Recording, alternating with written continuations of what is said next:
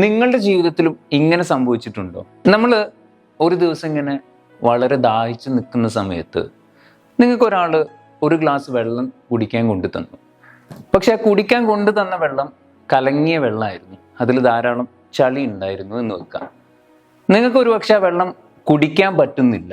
ആ സമയത്ത് നിങ്ങൾ അയാളോട് പറയാണ്, ഈ വെള്ളം കലങ്ങിയിട്ടുണ്ട്, അല്ലെങ്കിൽ ഇത് ചളിയുണ്ട്, ഇത് നമുക്ക് കുടിക്കാൻ പറ്റില്ല. അപ്പോൾ ആ വെള്ളം കൊണ്ടു തന്ന ആൾ നിങ്ങളോട് പറയുന്നത്, നിനക്ക് കുടിക്കാൻ ഞാൻ ഒരു ഗ്ലാസ് വെള്ളമെങ്കിലും കൊണ്ടു തന്നില്ലേ, എന്നിട്ടും നീ ഇങ്ങനെ നന്ദിയില്ലാത്ത വർത്തമാനമാണോ പറയുന്നത്? ഇന്ന് പല ആളുകളുടെ ജീവിതത്തിലും സംഭവിക്കുന്ന ഒരു കാര്യമാണിത്. നമ്മളൊരു ആവശ്യം മറ്റുള്ള ആളുകളോട് പറയുന്ന സമയത്ത് നമ്മുടെ ആവശ്യത്തെ സംതൃപ്തിപ്പെടുത്തുന്നതിന് പകരം അവർക്ക് തോന്നുന്ന രീതിയിൽ നമ്മളെ സഹായിക്കുകയും അത് നമുക്ക് ഉപകാരപ്പെടാത്ത രീതിയിലേക്ക് മാറുകയും ചെയ്യുന്നുണ്ട്. പക്ഷേ അവരോട് ചോദിക്കുന്ന സമയത്തോ അവരോട് പറയുന്ന സമയത്തോ അവർ പറയുന്നത്, ഇത്രയ്ക്ക് ഉപകാരം നിനക്ക് ചെയ്തു തന്നിട്ടും നിനക്ക് എന്തുകൊണ്ടാണ് ഒരു നന്ദി ഇല്ലാത്തത്, അല്ലെങ്കിൽ നീ അത് എന്തുകൊണ്ടാണ് ഓർക്കാത്തത് എന്നൊക്കെയാണ്. നമ്മൾ ആർക്കെങ്കിലും എന്തെങ്കിലും ഒരു ഉപകാരം ചെയ്യുന്നുണ്ടെങ്കിൽ അത് മറ്റുള്ളവരോട് പറഞ്ഞു നടക്കുന്നതിന് വേണ്ടിയിട്ടോ അല്ലെങ്കിൽ സ്വയം പൊങ്ങച്ചം കാണിക്കുന്നതിന് വേണ്ടിയിട്ടോ ആവരുത്.